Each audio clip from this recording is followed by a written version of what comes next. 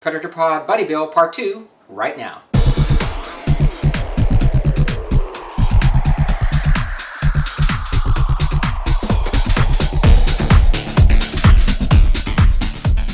Well, hey guys, and welcome back to another Interstellar Modeler. It's now time to continue on with our Predator Pod Buddy Build, and for me that means proceeding on with the creature. The Predator creature itself has a unique look, and I've been giving this a lot of thought, and I have a few ideas on how to replicate that, so let's go ahead and get started. Alright, well what I have here now are main parts of his body, and what I did was I first primed it with Stynylrez's gray, and then I took some black and applied it to all the areas I'll be painting of his body armor. And these are the shin guards and so forth. And so what I think I'm going to do for the skin color, if you look at these pictures here now, the skin is kind of mottled, right? So it's kind of like this creamish color, and then in between all the creases is a dark brown mottling that I'm going to try and replicate there. Let me just pull another picture up here. So yeah, you can see a closer look here. And so what I plan to do then is to go ahead and spray on some of a mix of random tan, or random tan and regular tan here, both from Testers, kind of half and half mix to get us that cream color. And then I think I'll use black brown for the rest of the shading on the body. For the gear and his armor, I'll be using a gunmetal highlighted with some silver.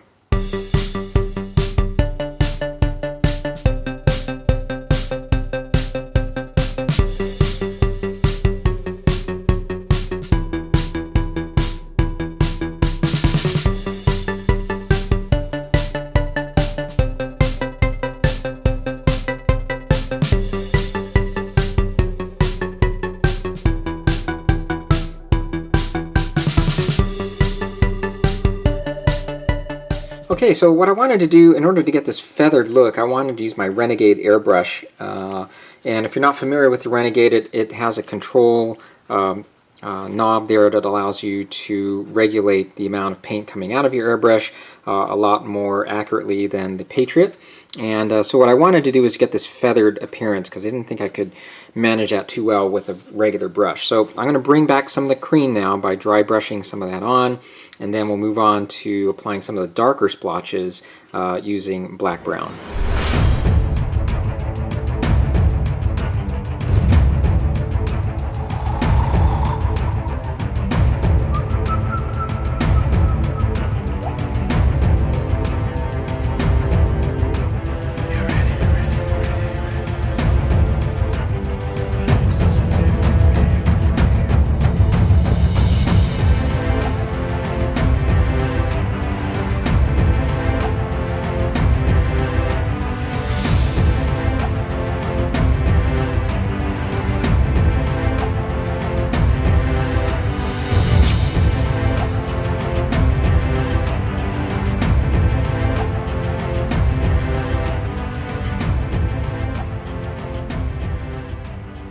Alright, so this is how he's turned out. I'm very pleased with how it's all looking here. We've got a few more details, of course, to work on. His head, as well as a couple other details we'll be adding on to him. But to summarize the process here again is I just applied the cream color, or the tan color, and that was followed by application of the burnt umber with the airbrush along all the creases. And then it was not too hard to get the mottled appearance by just taking a toothpick and taking Vallejo's black brown, and that was followed then by using a brush to apply more of the little dots and splots all over him. And then I colored, of course, the leather and then the armor, which was Vallejo's gunmetal.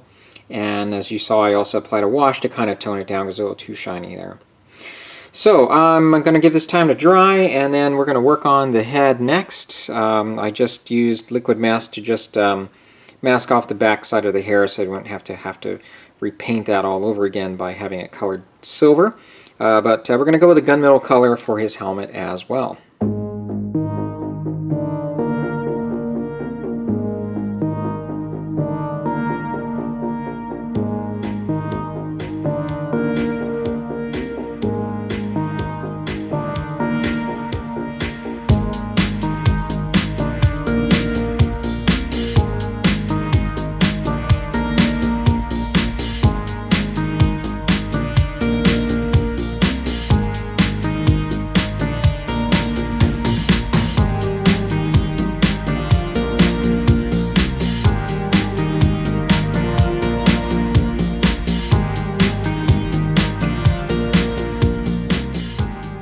Alright guys, so here we now have the completed figure.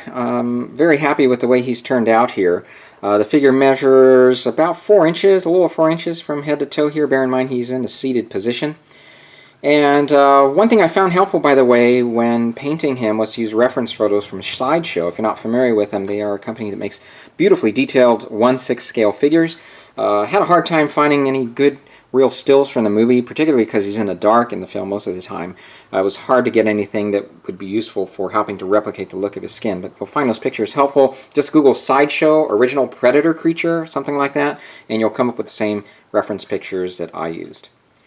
So, beautifully detailed figure here. All those details really do come out when they're painted, and you can see down to the dreadlocks there. They've got little spaces there for the rings that I painted with Vallejo's brass.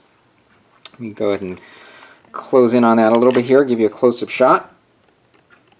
And the one other detail I am going to add to him is to put a light coating of a gloss coat over his body, because he is in a rainforest, so it's going to look a little wet, and he's also reptilian, so he's supposed to look a little slimy, I guess.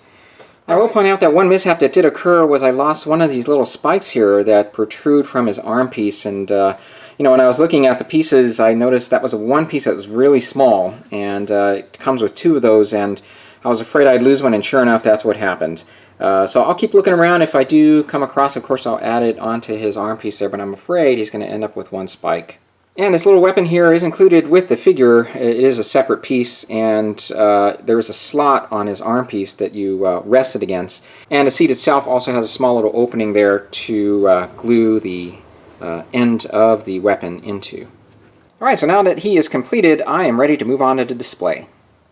Alright, so for me next, as I said, is the display, which is going to be in the next video. So in the meantime, we're going to go ahead and check out and see what Ken is up to. But before we go, I want to make one quick note here. I am making a change with the material I'm using for the display. Instead of using this here that I purchased at Michael's, I've used these before, just all made of wood.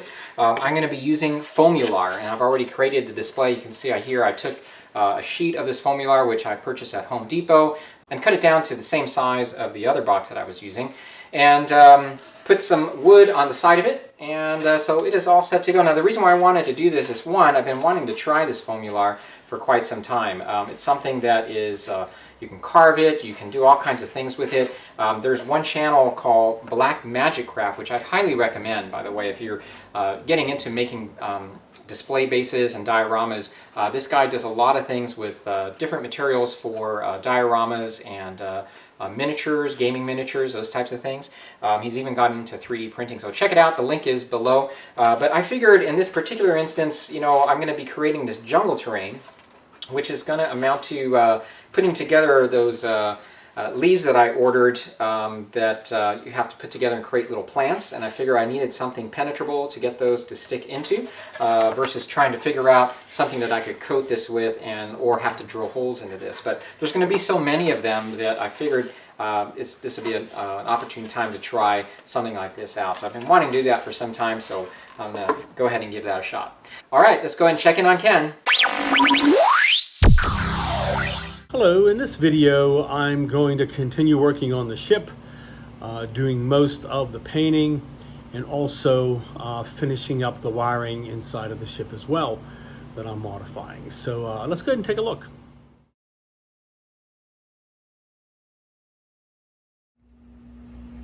Alright, so I've begun painting the ship itself. So before I did that, I glued on the rear engine struts on either side. Before I painted them, I wanted them to be on there with some CA glue, nice and strong. And then I went ahead and painted the interior to the ship with Tamiya white fine surface primer. And I also painted the inside of these muffs the same way. You can see back in there. Mainly because I want to put some darker, well, some different colors on besides the outclads, so I wanted them to have a different base. I didn't use it on the outside of the ship because of the paint I used on the outside. So I also then went ahead and painted some Tamiya flat aluminum on the inside, all the inside portions of the ship. I think it looks pretty cool, but I'll be doing some more with it and painting some clear colors over that and some metallics and some other weathering and that sort of thing. I also painted the interior of this part, but it's taped off, so you can't really see it. Then I went ahead and painted a coating of Krylon flat black over top of the entire outer part of the ship. And I really like this. I've used it before. It's not really flat like you would normally see. It's actually more of a satin, as you can see. It has a bit of a gloss to it, but it's not super glossy and it's not super flat.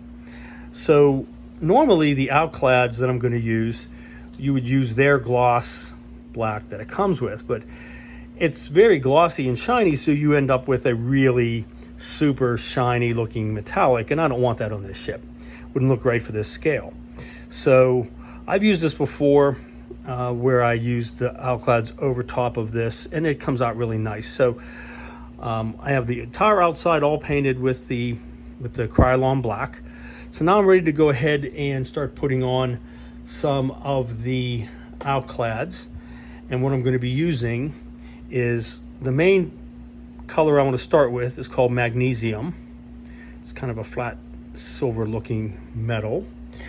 And I'm going to go over some parts of it as well with another one called pale burnt metal, which looks kind of cool. So I'll be using those on the outside parts, and then on the inside of the earmuffs and possibly some other places like the engines, I'm going to use some gunmetal, which is a darker. And so that's why I have the white on the inside of these, because this is really dark and I want it to show up and not just look black. So, okay, so let me go ahead and start applying some of the magnesium outclad, and we'll see how that works. All right, so I got a coating of the magnesium outclad over the whole ship. It's hard to tell with these sometimes. I haven't used this color before. If you look at the bottle, it looks a lot more shiny or silvery, which I was a little concerned about, but actually I'm quite happy with how it came out. It's a darker looking metallic. It's almost like a metallic gray, which is really cool.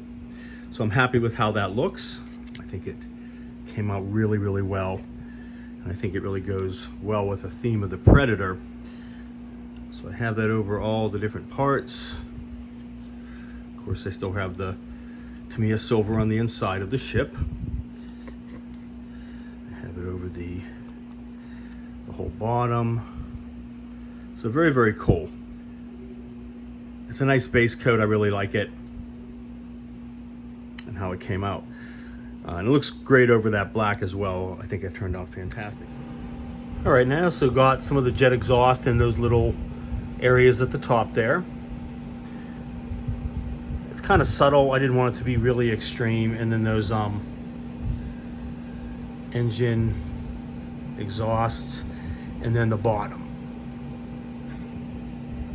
which you're really not going to see. But it was a little dark at first, so I toned it down with some of the pale burnt metal. And let me show you the other two parts as well, or the three parts. All right, and here's the front of it. So I darkened up these areas right here, and these side panels.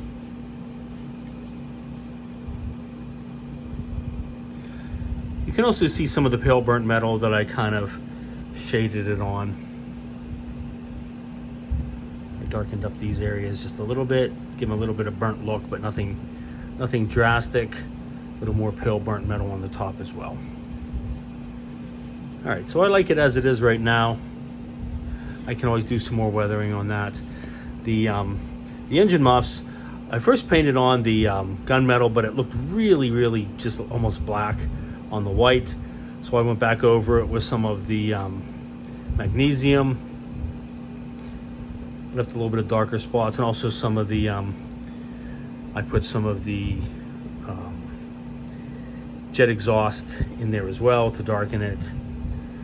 And I might do a little bit more weathering in there as well with some oils, that sort of thing. So this one still has some tape on it. Okay, so that's the outside of the ship, looking the way I want it for now, and then I'll probably do some more weathering to finish it up.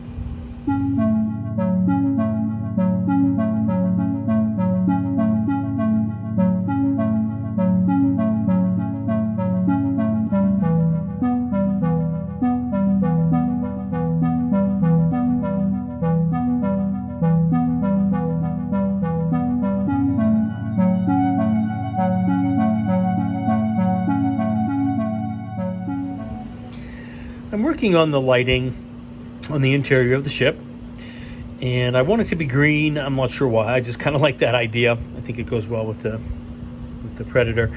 But I want to have actual lighting fixtures within the ship that look natural and not just exposed SMD inside of there.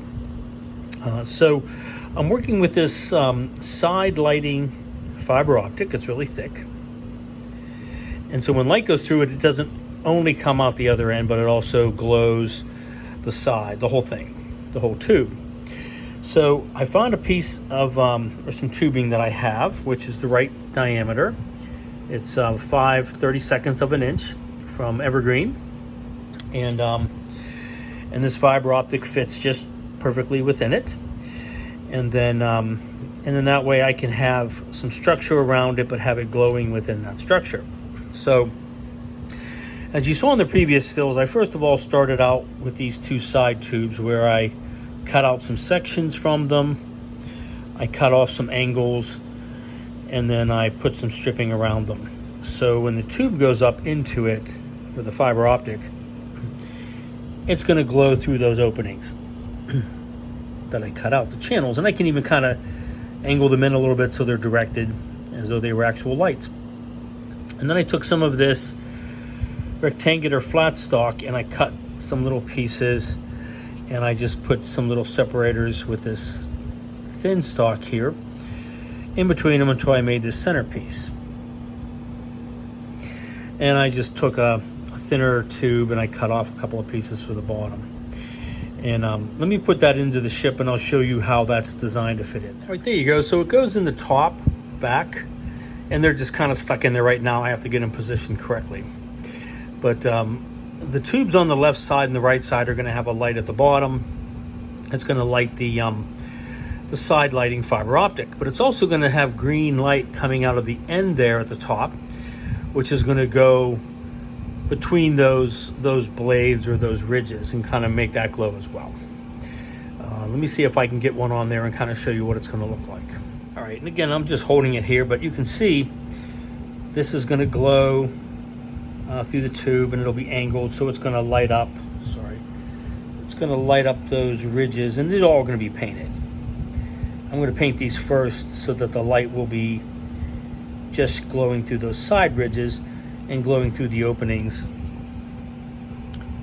Sorry, it's hard to get that focused on there. Of the tube as well. And I'm going to paint them flat black and then put some outclad over top of them, so you're only going to see the light where I want it to be. All right, so that's a general idea. And then once I get them positioned and put them in there, it's going to be pretty cool. All right, so I'm working on a connecting tube that will go to the bottom of these light fixtures on either side, and then come down and hide the wiring for the SMD that's going to be at the bottom. And then that SMD will go through, it'll come down the side, and then the SMD will go down into the seat and down through that hole, the wiring, I mean. So I tried a few things where I wanted to get like the cable look like you see there. So I tried a few ways of trying to bend or twist some tubing, or not tubing, some 0.20 solid stock styrene stripping, but it's really hard to get it to dry quickly with some of these glues because it just causes them to break. Because when you bend it, it makes it more brittle and it breaks. So I finally came up with the idea of taking a brass tube, very thin one that the wire can fit through, and using some CA glue on a toothpick, and I just dab some on. Once I get it started, like you see here, I just dab some ahead of it, and then I just twist it tightly around it and hold it there for about 30 seconds until it starts to set up, and then basically cover that tube. So that's what I did with this one here. This one's done. And so I'm going to paint it, of course. It'll look like a black conduit, but it's a brass tube, so I can run the wiring through it and just have the top of the SMD right here, and then I will glue that with some 5-minute epoxy up to the bottom of each of these, and then it'll just curve down and then the wiring will go down behind the figure and you won't see it. So it'll look like a natural conduit wiring these things. So I'm working on the second one. Once I get both of these done, I will get them painted, and then I'll be ready to start getting these glued together and getting the lighting put together. Okay. All right, so I got both of the lighting fixtures painted with the Alclad magnesium. I got the cable tubes that I made painted with rubber black from Tamiya and glued on with some 5-minute epoxy onto the bottom, and then I painted over that to block the light leaks. The top is open because it'll shine up to that top piece, which I glued into place. I also painted the seat, by the way, a light brown. I might do a little weathering whenever I get everything in. So I have both of these painted, and I just have them temporarily wired up. Let me turn it on and show you what that's going to look like. All right, pretty cool. All right, so then this is going to go this up here. This is going to go up like this. It'll be permanently put in and give us some green light into the cockpit. All right, let me get those glued in place and then we'll take a look. All right, so I have the lighting fixtures glued into place. They look really cool. I really like how it looks like part of the machinery, as if it's just naturally built into it. You're not going to see, obviously, these wires coming down into the seat, because you're going to have his legs sitting in there. And this still fits in where it's supposed to sit. So you're not going to see that. Well, his torso as well. The rest of his body and his arms are going to cover up the wires. So you're really not going to see those once I get him in place. But they look really cool. Let me go ahead and turn that on. So it'll wire up temporarily. There we go. So they're actually a lot deeper green than they look in the video. Let me turn off the light and see if they look better. Yeah, there we go. It looks a lot more like that. It's really, really cool. It's brighter at the bottom because that's where the light is, obviously, but it looks pretty cool. You've got some light coming through that little grill at the top. And it's just going to kind of glow down onto the figure and onto the windshield. So let me put the front on with the window and show you how that's going to look. All right, there we go. So the window looks rather frosted because it is a resin window. I might try to see if I can shine it up some and get some better light coming through.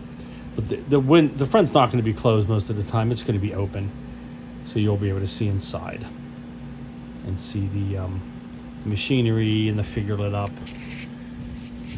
Kind of see from the side here. Sorry. And actually, if I take that window off, that's really cool.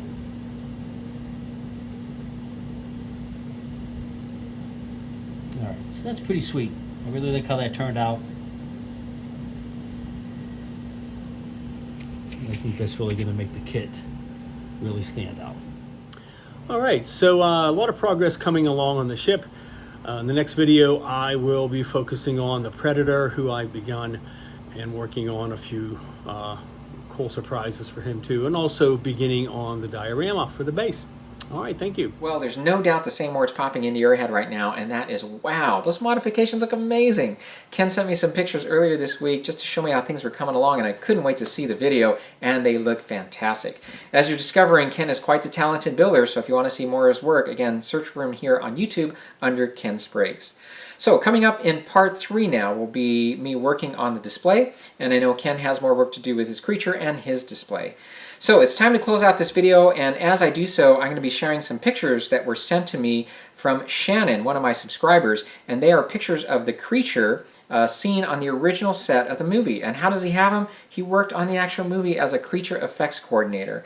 So thanks, Shannon, for sending these pictures. I hope the rest of you enjoy looking at them as we close out the video now. And lastly, if you have any questions or comments, list them below, or you can contact me at interstellarmodeler@gmail.com. Thanks again for watching, and we'll see you in the next one. Take care.